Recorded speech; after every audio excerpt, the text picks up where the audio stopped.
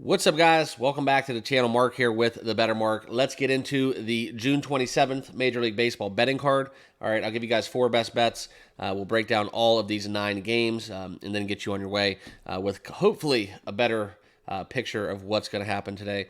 Yesterday, we were able to sweep early, so always when we come in here and I give you guys my rundown, my breakdowns, and we can kind of give these picks after having a clean slate off the board, then that's always a great day. But I've been telling you guys this for months. It's a grind. It's a marathon, not a sprint. So even on good days, we still got to grind it out just like we do on the bad days because you can go on cold streaks within baseball, but hopefully over the course of 162, that's where we will all be victorious. Okay, so I'm going to give you guys my 4 best bets, and we'll dive into a little bit of the stories and headlines going on in sports.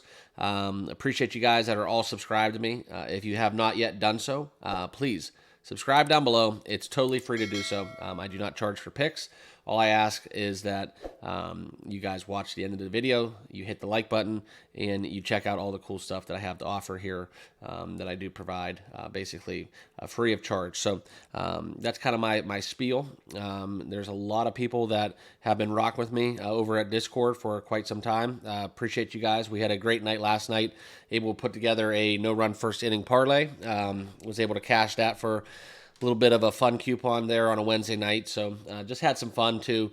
Sometimes it's more so about community and kind of getting a nice group of guys and gals together when we do over there on the Discord. So that's kind of my goal. I just want to build the best sports gambling platform here on YouTube and kind of parlay that into something special down the road.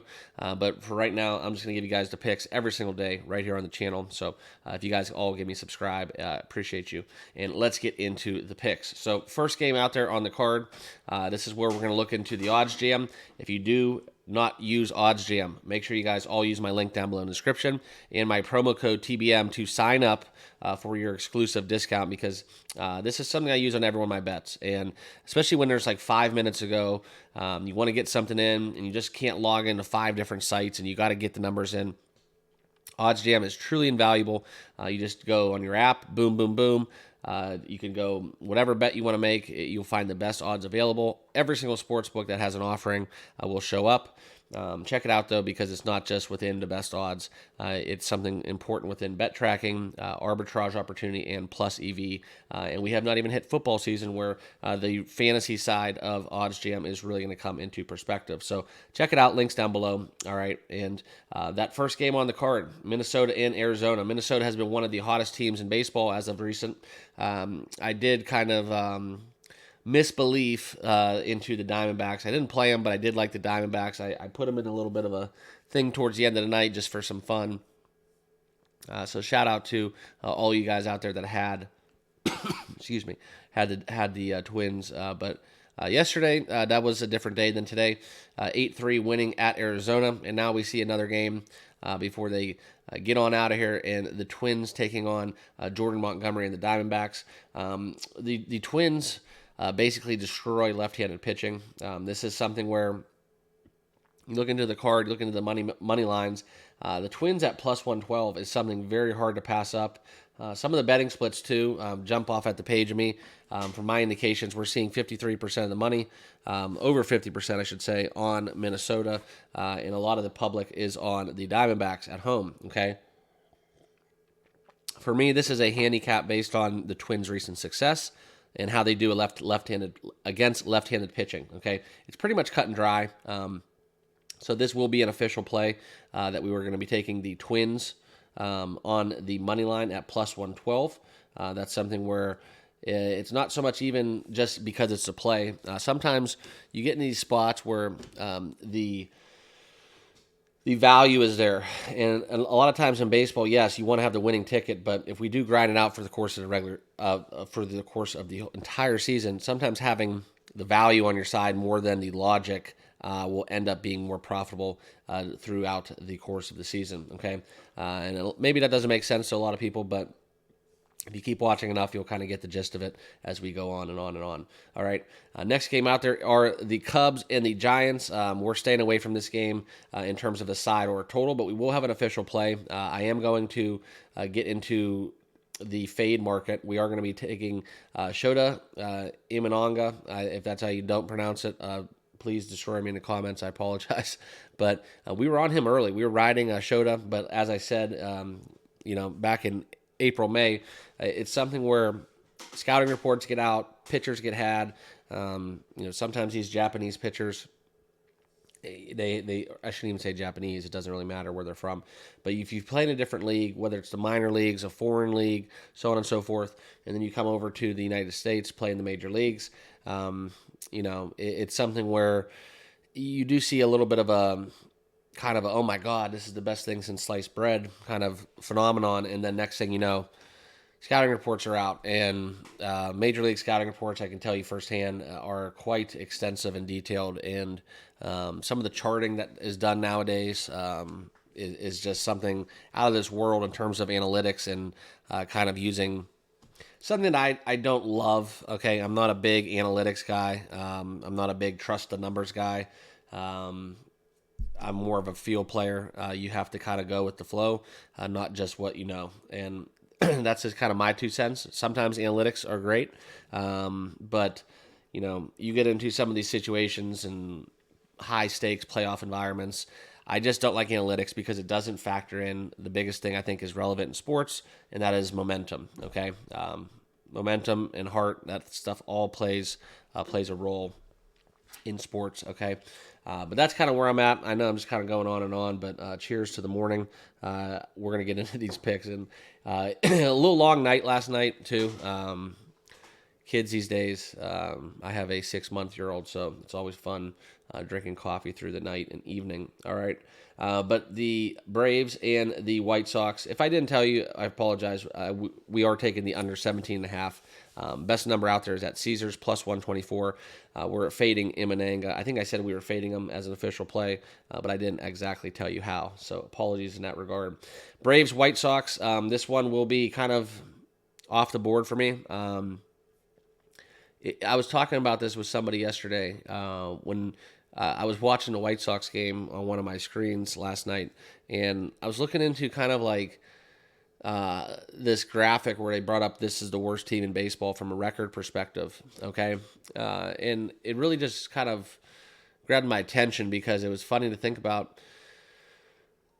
I feel like of the games that the White Sox have won, and this is another thing I was talking actually at a golf outing with somebody, of the games that the White Sox have won out of their 21 games, you really look back in some of your betting, your previous bets, and just kind of like put it all together and think how many of those games, of those 21 games, do you remember yourself being on the opposite team of the White Sox and losing?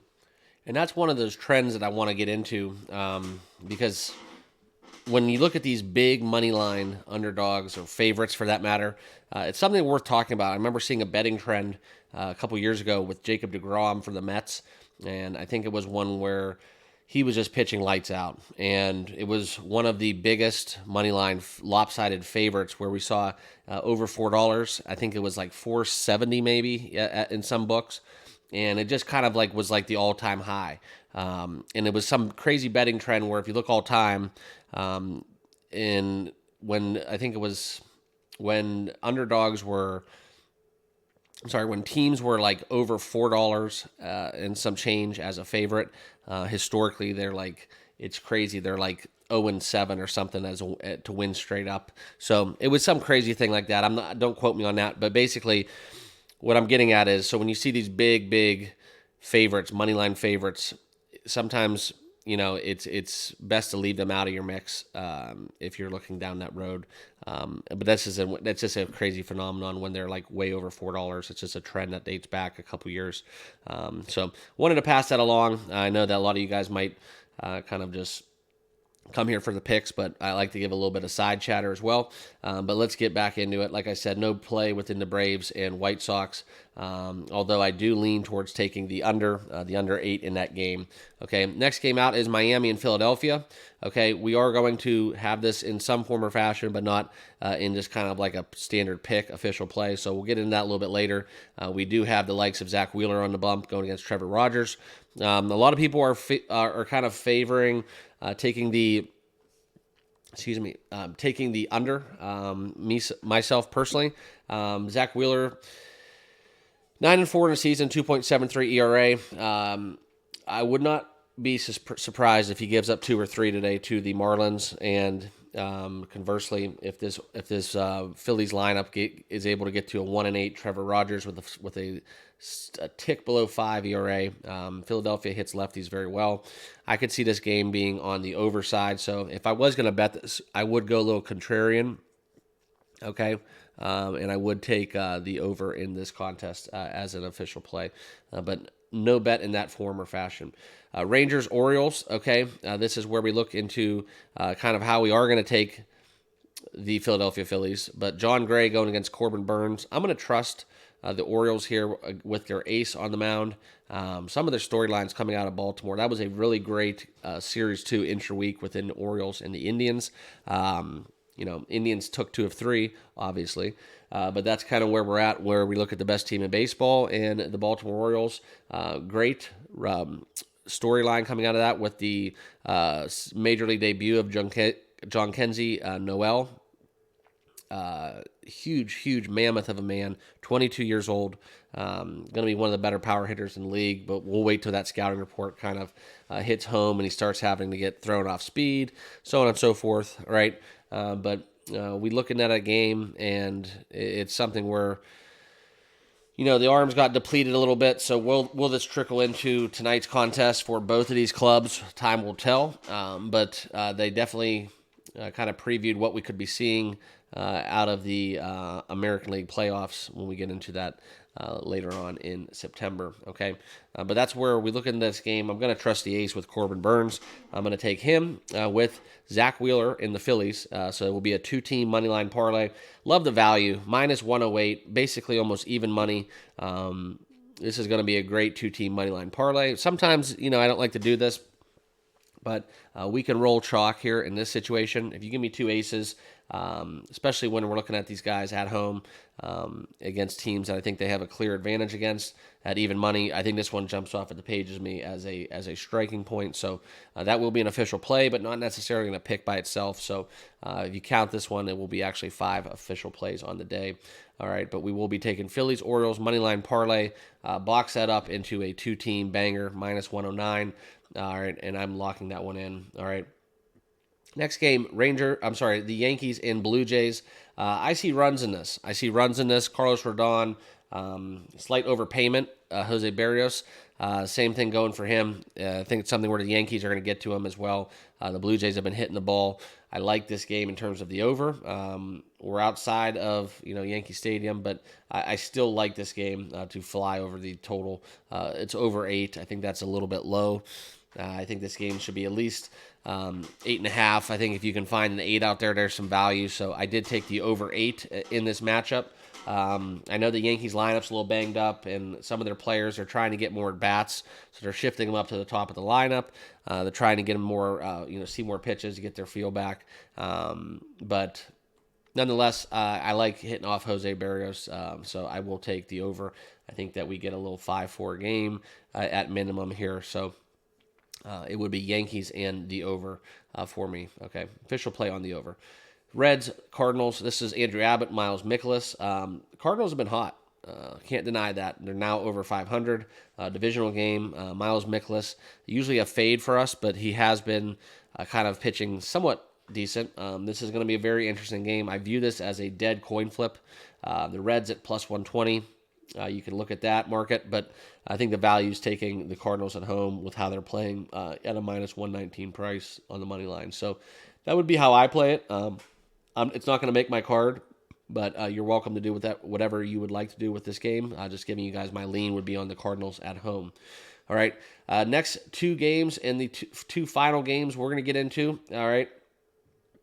The first one will be within the likes of Tigers and the Angels. We'll leave the last one for leave the Tribe for last. But Jack Flaherty going against Davis Daniel. I do like taking some Jack Flaherty props in this game. Take him over strikeouts. Take him over outs. Going against the Angels, I do like that. I don't like the total. I think that price for a Detroit Tigers team is a little bit far-fetched. Minus 151. I'll never lay $1.50 with the Tigers in any matchup whatsoever. Okay, so that is something I'm staying away from. But I do like, if you're going to attack this game and you want to bet it, look for no runs first inning. I think that's a very strong play for the Tigers-Angels game. Also, the Flaherty outs and strikeout market I like as well. All right, and then the final game on the card, my beloved Cleveland Guardians, Indians, whatever you want to call them. They do not get the designation of Guardians in my book. One of these days, we'll bust out some Chief Wahoo gear. Hopefully don't offend anybody, but that's neither here nor there. Anyways, the Royals taking on the Guardians at home. Michael Wacha on the bump going against Ben Lively. Lively's been kind of the opposite narrative, right? 7-3, 3.03 ERA, but he's been the opposite narrative at home. On the road versus at home. I looked into some betting splits within home versus road metrics for some of these pitchers. I kind of like when we have these smaller cards because I can do a little bit more deeper diving than just using my process where I target certain games and then I do more into those games, and then I take that a step farther, and then I look at the other side of those games. And then you start saying, okay, now what bets can we make off of these because we have the edges? So I don't look at bets and let the bet. I don't let the. That's the one thing about sports betting that I think is kind of my tip for the day, or best, whatever you want to call it, my tip for the day. That I think that is something that you guys should all be doing. You should all have power rankings. That's number one, first and foremost, and always make your numbers, right? Never lose a bet because you're using the sportsbook's numbers. Those guys get paid a lot of money. Their ceilings are made of gold. They didn't build all those mansions in the desert for nothing. So that's kind of the thought process that was cast down to me and taught to me a long time ago.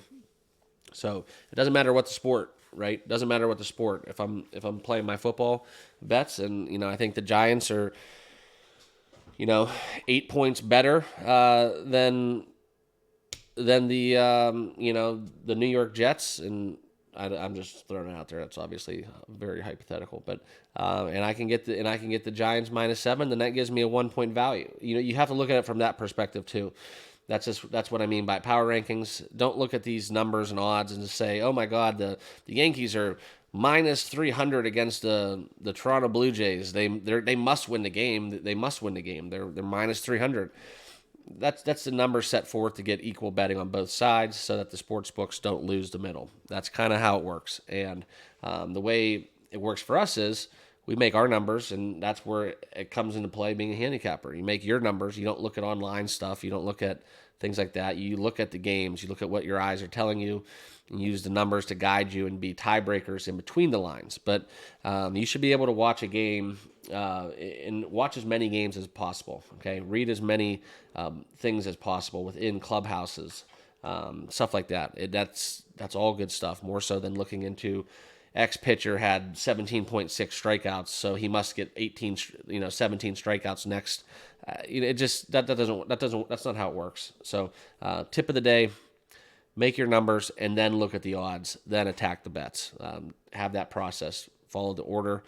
That's just kind of my 2 cents and my ramble that I went on to because we only had 9 games to talk about, so we had a little bit more time for me to listen to myself talk. Just kidding.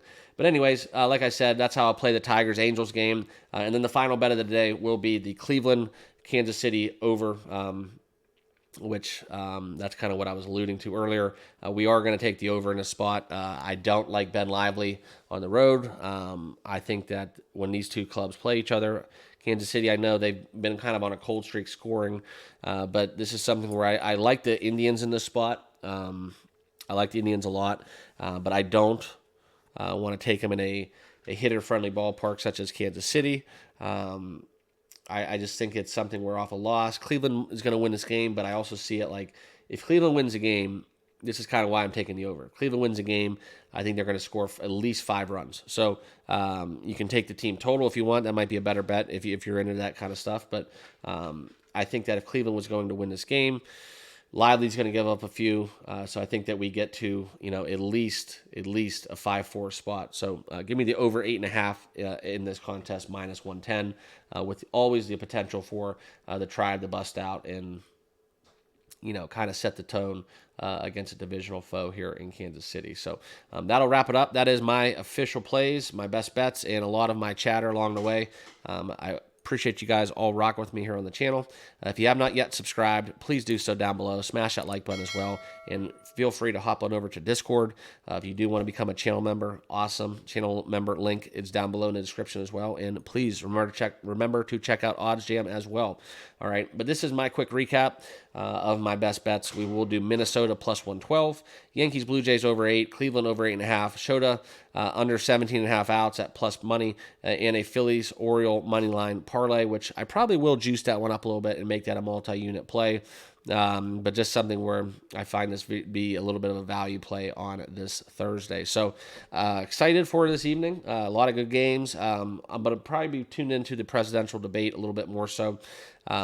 Keep the politics out of it, but that should be fairly entertaining for all of us here in the United States and all over the world. If you grab some popcorn, it should be exciting.